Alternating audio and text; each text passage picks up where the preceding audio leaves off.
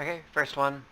Here's my little shader here that only calculates the position times the WBP, which I believe was what you wanted us to do. I'm not entirely certain.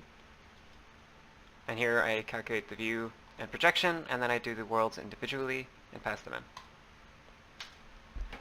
Run it just to show that it works. Alright, four little pyramids on top of my cube. Second one.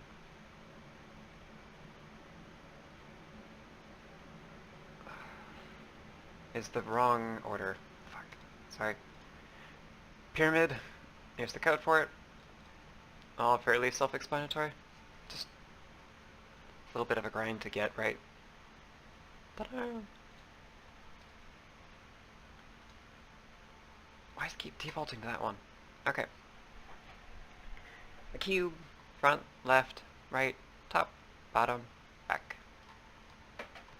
This one all really self-explanatory. It just took me...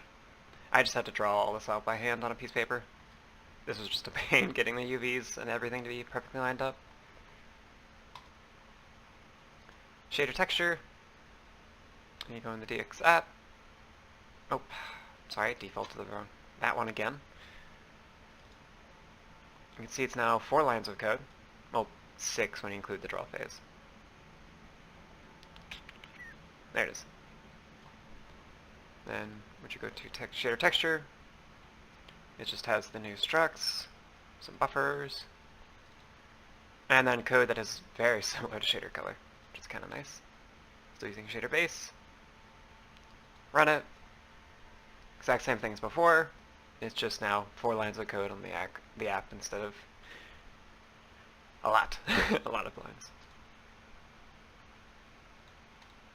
Okay, texturing cube.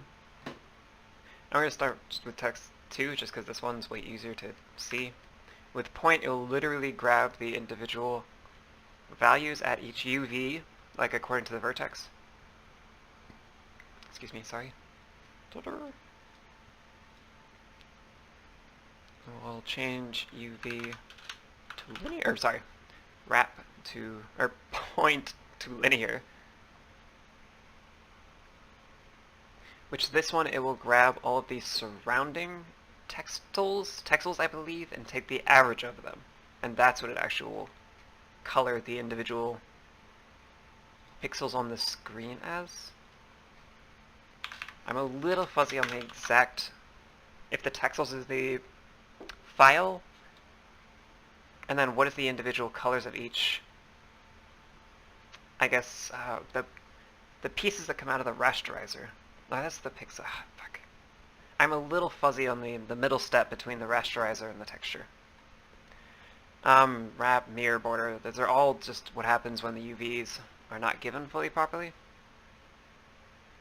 Like what happens when it tries to sample outside of the texture. Don't change it, nothing happens. That's wrap, mirror.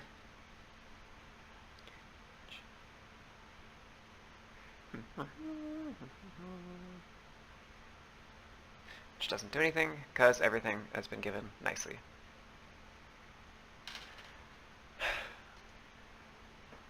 This one, I made the testing one.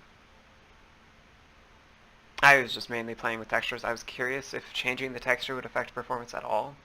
I didn't see anything, which makes sense, because the sampling system is going to be relatively like a more constant operation that's not going to depend on the size of these, I believe. I don't know. Or they're all too tiny that it doesn't even matter, if there was an effect. This was kind of fun because I actually found a bug in my code.